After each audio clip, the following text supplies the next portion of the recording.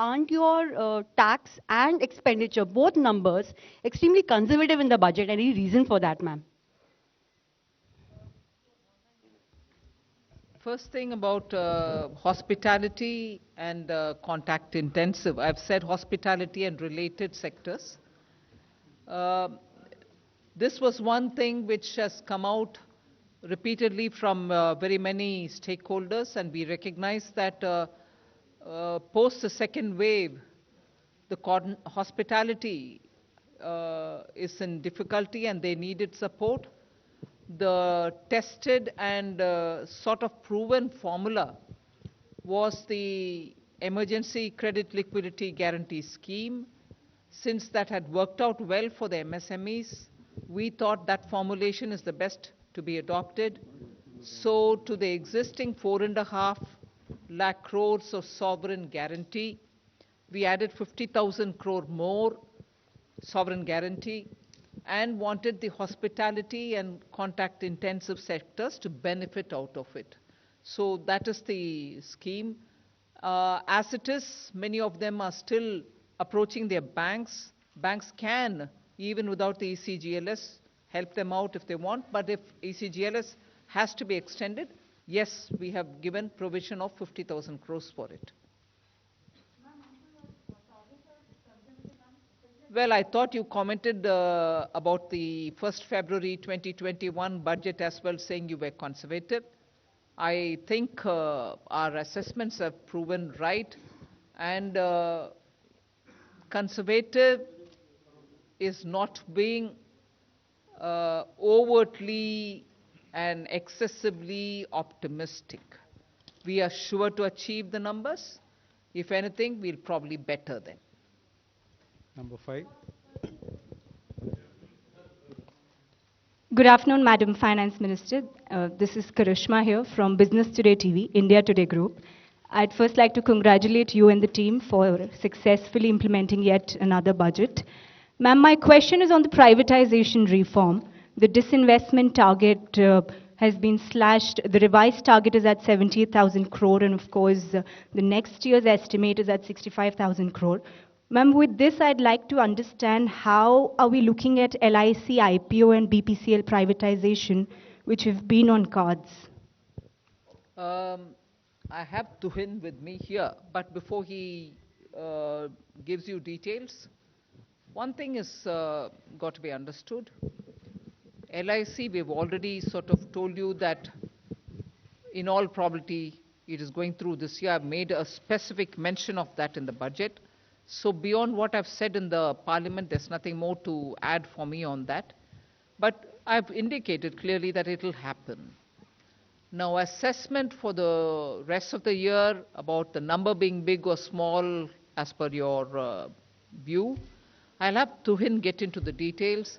But we have shown the intent of the government in that Air India got cleared. NINL has found its buyer. There's a little bit more work to be done there, but you are saying that we are progressing in many of these. So I think we've been very realistic in telling what we'll do and achieving what we've told. Tuhin, you want to add anything more onto this? Yes. I just want to add that disinvestment actually is in accounting terms, when actual receipts to the government. Now, when we, for example, do NINL, nothing comes to the government in accounting terms.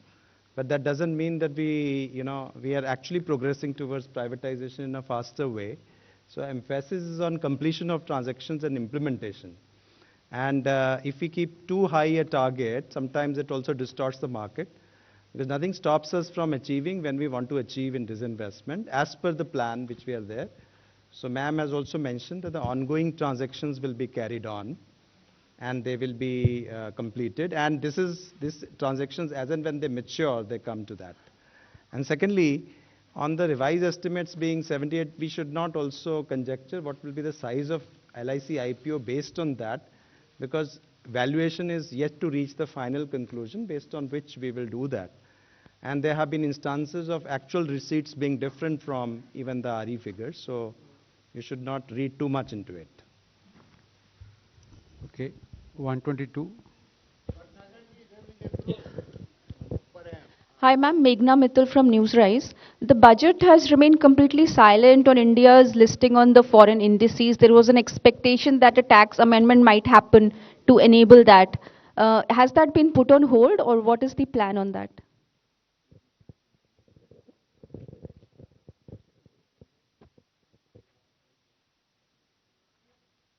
Just repeat your question. I think your voice was a bit muffled. Ma'am, I'm Meghna Mittal from Newsrise. My question is that the budget has remained silent on India's listing on the foreign indices. The expectation was of a tax amendment to enable that. So has that plan been put on hold, or what is the update on that? You're referring to the bond indices, Yes, right? yes. The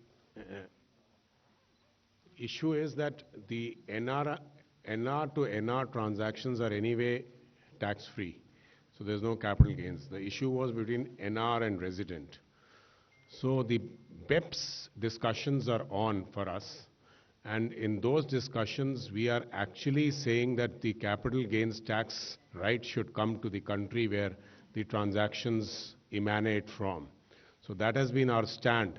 And those discussions are still on, and we are the one who's propounding that thing, and that's how it is moving, those discussions. So this was not the right time for us to take a decision in a manner where we give up on our own domestic thing while we keep fighting in the BEPS discussions. So that was the basic reason that we didn't want to do it this year. Number 90.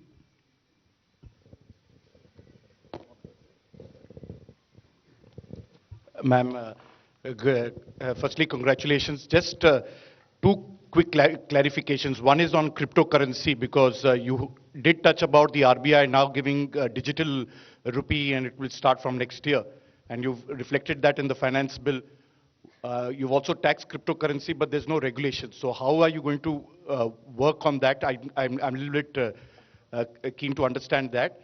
And the other issue, of course, is that in your speech, which was very well put, there was one key issue which affects all of us, including you, inflation. How are you going to deal with that? First thing, Sunil, I said the Reserve Bank will be issuing a digital currency. Currency becomes a currency is a currency only when it is issued by the central bank, even if it's a crypto. But anything which is outside of that, loosely all of us refer it to be cryptocurrency. They are not currencies. So let's first understand we are not taxing currency that is yet to be issued, and that provision is now made, and the currency in the name of digital rupee will be issued. Exact name you'll get a bit later, but Reserve Bank is the one which is going to issue it. And what Reserve Bank issues is the digital currency. Everything that prevails outside of it in the name of digital whatever are assets being created by individuals. And in transacting that asset, if there are profits being made, we are taxing that profit at 30%. We are also tracking every trail of money in that by saying every transaction will be 1% TDS, if I can use that expression. There will be a transaction, TDS imposed on every transaction in the crypto world, any transaction that is happening outside. So the distinctions are very clear. Currency is only with the Reserve Bank. That'll get issued sometime this year. The transaction happening in the crypto world are of different kinds of assets, and for that, every transaction gets taxed. We have circulated a paper. Inputs are coming in. Public stakeholders are also talking about it. So regulation goes through that process. I don't wait till regulation comes into place for taxing people who are earning profits, can I? Well, every budget doesn't speak explicitly about inflation and its impact, but of course, if you're talking of numbers, money, credit, liquidity, and also supply and demand of essential goods and others, you keep in mind inflation.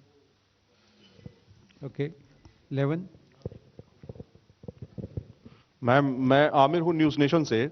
बहुत सारी चर्चा इस बात को लेकर चल रही है कि जिस तरह से इनकम टैक्स को लेकर के उम्मीद की जा रही थी काफी समय से, तो इस बार इनकम टैक्स को बढ़ाने का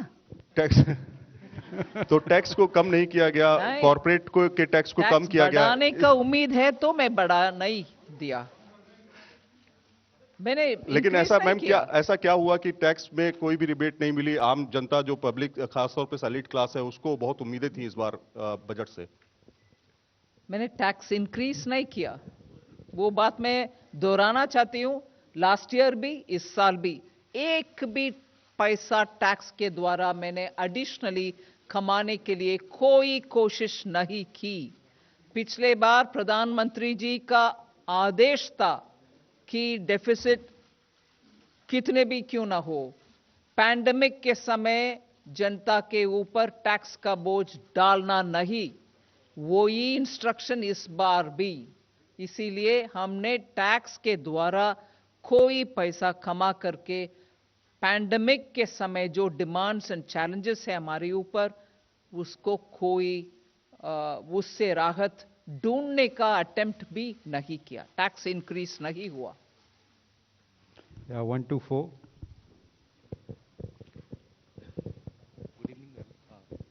Hello. Good evening, ma'am. Shishir. Yes, Shishir.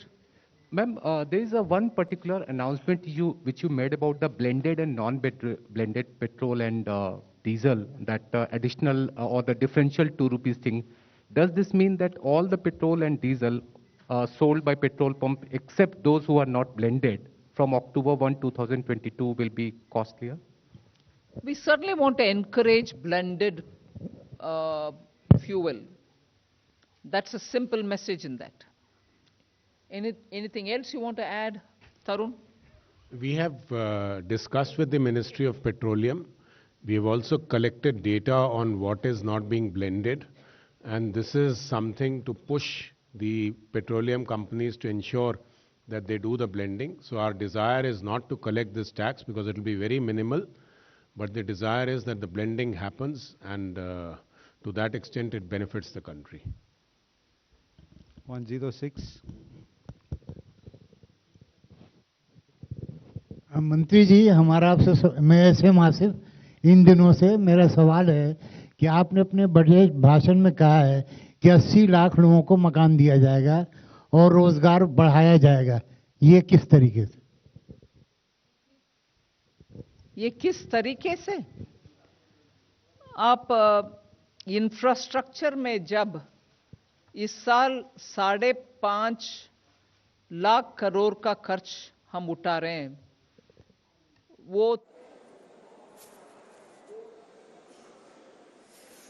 वित्त मंत्री निर्मला सीतारमण जो कि बजट पेश करने के बाद जो प्रेस कॉन्फ्रेंस होती है उसे संबोधित करते हुए बहुत सारे सवाल होते हैं, और खासकर जो ये सवाल अधिकतर उठ रहे थे वो डिजिटल करेंसी, क्रिप्टो करेंसी, इन सारी चीजों को लेकर, और जिन चीजों को, जिन प्रावधानों के बारे में नहीं कहा गया है आज। और इसके साथ ही वो इनकम टैक्स जिस पर निर्मला सीतारमण ने सीधे तौर पर कह दिया कि बढ़ाया नहीं कम से कम पिछले 2 सालों में, तो इस बात की खुशी होनी चाहिए।